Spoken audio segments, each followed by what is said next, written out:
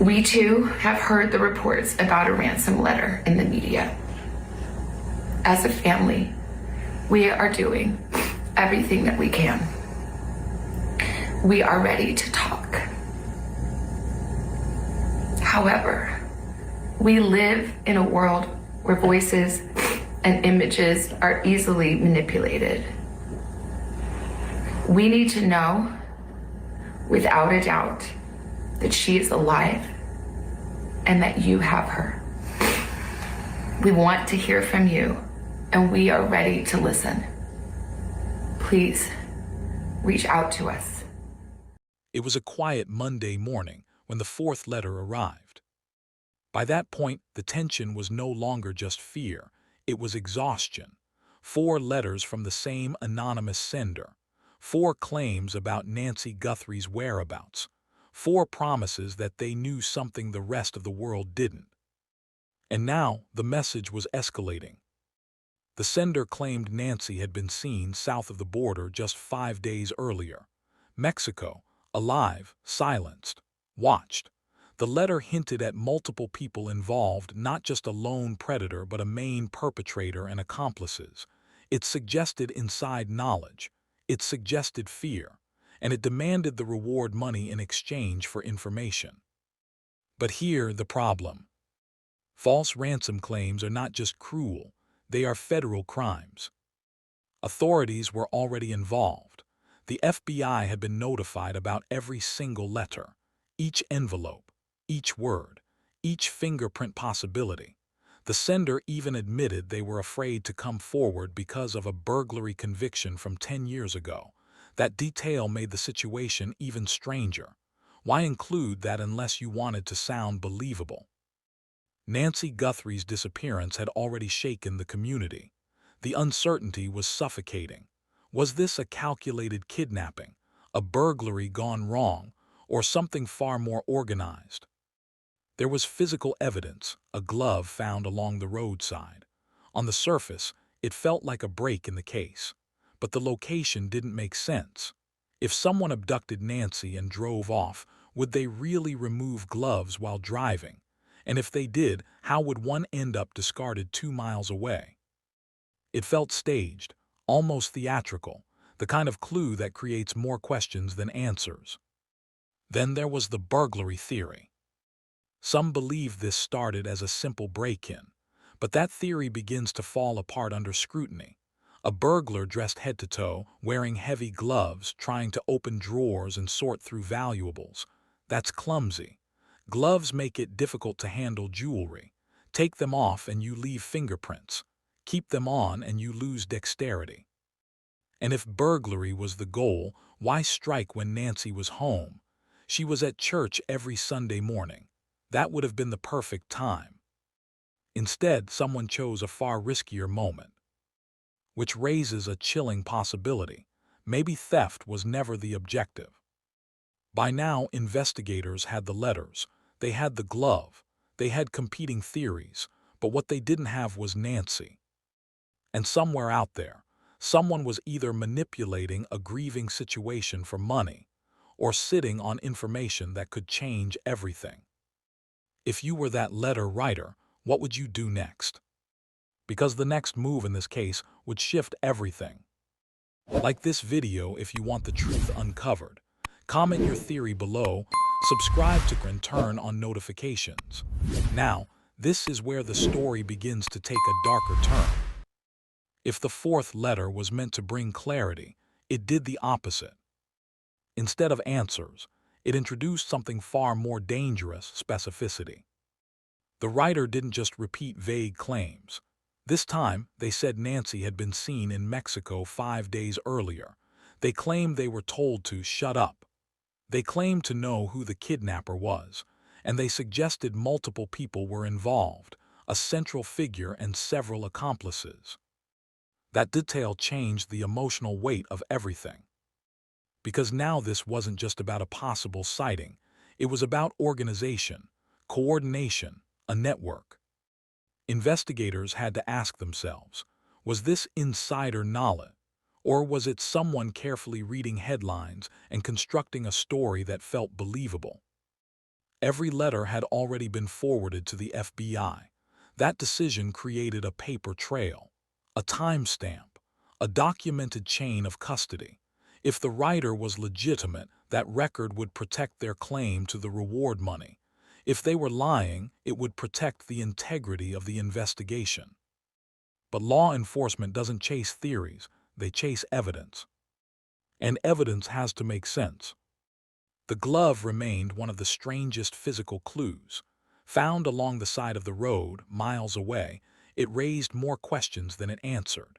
If someone abducted Nancy and drove away, logic suggests the gloves would be removed inside the vehicle. Driving with thick gloves is difficult. Fine motor control matters when you're steering at speed. So how did one glove end up discarded outside? Was it dropped intentionally, thrown out of a moving vehicle, or placed there to create a narrative? Staged evidence is not uncommon in criminal cases. Sometimes it's meant to mislead investigators. Sometimes it's meant to create a false timeline. And sometimes it's meant to send a message. Then there's the burglary theory, the idea that this began as a simple home invasion that escalated. But even that theory begins to strain under pressure. A burglar dressed head to toe, operating with heavy gloves, would struggle to open jewelry boxes or search drawers efficiently. Removing gloves would defeat the purpose. Keeping them on would slow everything down. And burglars typically choose empty homes, not occupied ones. Nancy's routine was known. Sunday mornings meant church, a predictable window of opportunity. Yet whoever entered that home didn't wait for an empty house. That decision alone suggests intention. As investigators dissected the letters, forensic teams analyzed handwriting, paper fibers, envelopes, postmarks, anything that could identify the sender. Was the burglary conviction mentioned in the letter real? Or was it bait, a calculated attempt to appear vulnerable and honest? One thing was certain. If the writer truly knew something, withholding it was costing time. And in cases like this, time is everything. Because every hour without answers pushes the truth further away. And if Nancy really was taken across a border, the complexity of bringing her home would increase dramatically. So now the question becomes even darker. Was this the work of a desperate criminal, or something far more coordinated? Like this video if you're following closely. Drop your theory in the comments, subscribe and turn on notifications. Next up is where investigators begin confronting a chilling possibility. By now, the case was no longer just about a missing woman. It was about contradictions. Investigators had the letters, they had the glove, they had theories competing for dominance, burglary, ransom, organized kidnapping. But when they began laying each piece side by side, something felt off. The timeline didn't breathe naturally, it felt forced. The burglary theory continued to weaken under scrutiny. Experienced investigators know burglars prefer speed and silence. They enter, grab what they can, and leave before anyone notices. They avoid confrontation. They avoid risk. And they almost never choose a time when the homeowner is present, unless something else is driving the crime. Nancy's routine was not a secret. Sunday mornings meant church, an empty house, a predictable window, yet whoever entered that home chose a far more dangerous moment. That detail alone suggested this wasn't random. Then there was the ransom angle. Several individuals had reportedly received ransom notes connected to Nancy's disappearance. The FBI was actively investigating them, but ransom demands require proof of life. They require leverage. They require follow-through. So far, there was no confirmed evidence that Nancy was alive in captivity. The fourth letter complicated that even more. The writer claimed Nancy had been seen in Mexico, claimed she was silenced, claimed they knew the identity of the kidnapper, but they offered no verifiable details, no photographs, no specific location, just enough information to stir hope and fear. That kind of communication can be manipulative. In high-profile cases, false tipsters often insert themselves for attention or reward money. They study public updates. They mirror investigative language. They sprinkle in personal vulnerability, like mentioning a decade-old burglary conviction, to appear authentic. But law enforcement looks beyond emotion. They examine patterns. Forensic analysis on the letters began narrowing possibilities. Paper type, ink consistency, postmark origin, even subtle linguistic habits can reveal geographic background or education level. Each envelope was treated as potential evidence of obstruction, fraud, or worse. At the same time, investigators revisited the physical scene. The glove, the placement, the distance from the home. If it had been tossed from a vehicle, trajectory analysis might show that. If it had been placed intentionally, that suggested staging. And staged evidence implies planning. Planning implies intent. And intent suggests that Nancy may have been the target, not the accident. Meanwhile, the community was caught in emotional limbo. Hope flickered with every new letter, then dimmed when no concrete proof followed. Families in these cases often describe the feeling as psychological torture, trapped between grief and possibility. But investigators were beginning to lean toward something unsettling. What if the letters weren't leading them forward? What if they were meant to pull them sideways, away from the real trail?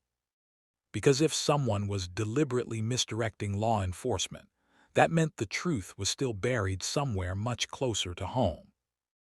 The next chapter reveals where the investigation tightens, and the legal consequences start coming into focus. As the investigation deepened, patience began to thin. By this stage, law enforcement had shifted from reacting to letters to actively dissecting them. Every word was analyzed for intent. Every envelope was tested. If the writer believed they could hide behind anonymity, they were underestimating how modern investigations work.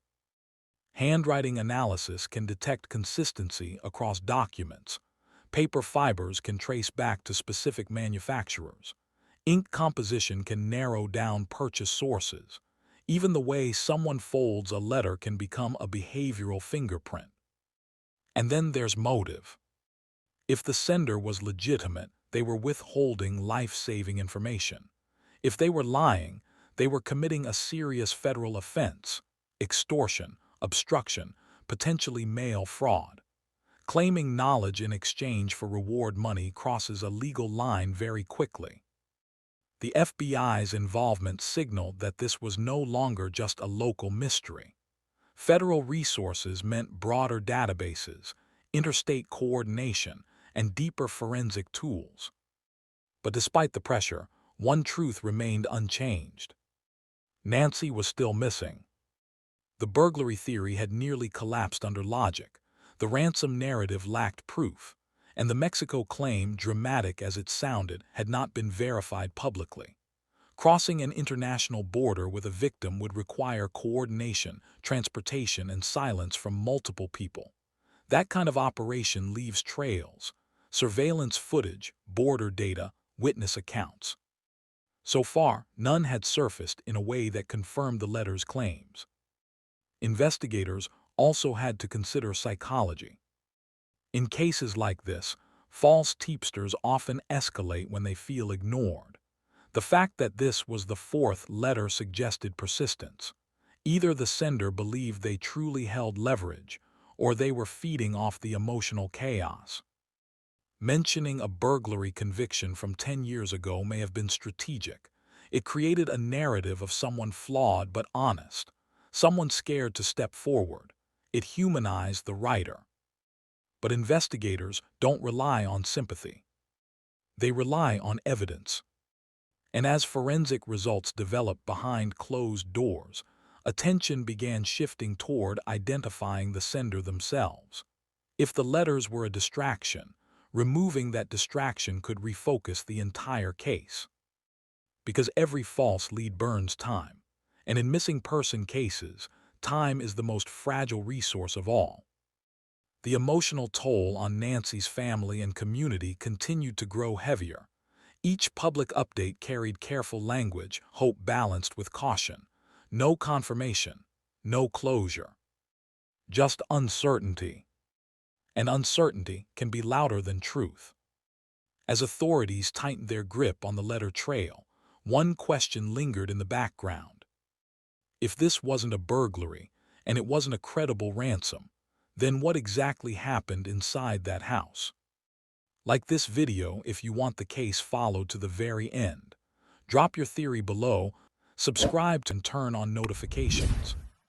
Finally, we confront the lasting impact of this case, and the haunting reality that still remains. In the end, the loudest thing about this case was the silence. No verified proof of life. No confirmed sighting in Mexico. No public announcement of a solved abduction.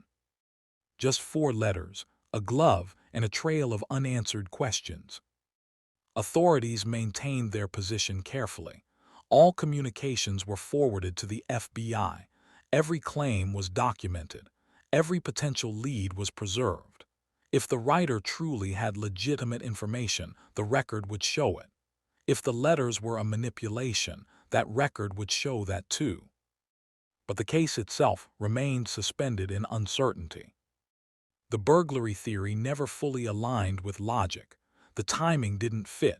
The risk level didn't fit. The physical limitations of searching a home in heavy gloves didn't fit.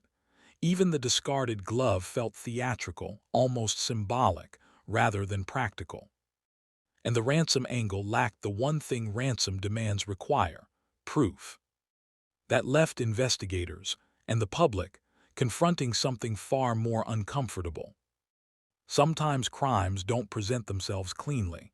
Sometimes they are layered with distraction, misdirection, and noise, false tips, self-inserted narrators, people chasing reward money, people chasing attention. Every one of those elements clouds the truth. If the letter writer was real and withholding critical information, the delay may have cost valuable time. If the letter writer was lying, they inserted themselves into a family's worst nightmare for personal gain. Either scenario carries weight. Meanwhile, Nancy's loved ones were left in a painful limbo that families of missing persons know all too well, the space between hope and grief. No confirmation of loss, no confirmation of safety, just waiting. Cases like this rarely fade quietly. They linger. They sit in the background of a community's memory. Every new rumor sparks conversation. Every new development reopens emotional wounds. And sometimes, the most haunting part isn't what we know. It's what we don't. Was the glove planted to mislead? Were the letters written by someone close, or by a stranger watching from a distance? Was this an organized act, or a chaotic crime that spiraled out of control? As of now, the established facts remain unchanged.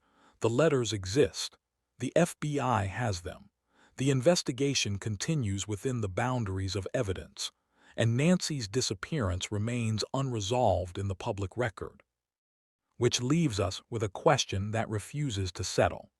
Heartbreaking video of Savannah Guthrie pleading for the return of her kidnapped mother. We'll have a look at what hidden clues the video may hold in a moment. But first, officials held a press conference today. 5 days after Nancy Guthrie's kidnapping, there's been no communication with whoever took her, and still no proof of life despite her family's request.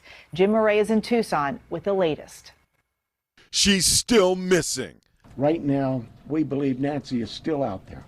Authorities are asking the kidnapper of Savannah Guthrie's mom to make contact following the family's heart-wrenching appeal seen around the world. We saw last night the family, they just hurt. TV networks interrupted regular programming to carry a police press conference live. The FBI revealed that a ransom demand included looming deadlines. First, I think, was 5 o'clock today, and then it had a second deadline after that. So we are continuing. In a normal kidnapping case, there would be contact by now trying to discuss that. But there are other demands authorities have deemed hoaxes. We have made one arrest related to an imposter ransom demand, and a complaint will be presented to a magistrate judge later today. Jim Murray is in Tucson. The local TV news anchor who was emailed one of the ransom notes is speaking out. She says she's convinced it is genuine and not a hoax. A lot of it is information that only someone who is holding her for ransom would know. Some very sensitive information and things that people who weren't there when she was taken captive would know. Former NYPD hostage negotiator Wally Zients says one family member, likely Savannah, will be coached on how to communicate with the kidnapper. On her side, she's going to try to influence. I want to hear from my mother. I want to see her. I want some sort of indication that she's still alive. Right. Former FBI Special Agent Jennifer Coffindaffer believes a line of communication is already open. They do not say how to contact us. So that leads me to believe there's some line of communication that they have between each other. Savannah's moving appeal came at the same moment her friends and neighbors came together for a candlelight prayer vigil. Several were Savannah's former colleagues at a local TV station where she got her start before launching to national fame as the co-anchor of the Today Show. They watched her tearful plea with us. She is without any medicine. She needs it to survive. Can you see her heartfelt plea? If someone truly knows what happened, why haven't they come forward? Drop your thoughts below. What do you believe makes the most sense in this case? Like this video if you want continued coverage. Share it to keep attention on Nancy's story. Subscribe and turn on notifications so you don't miss the next deep dive. Because sometimes the truth doesn't disappear. It waits.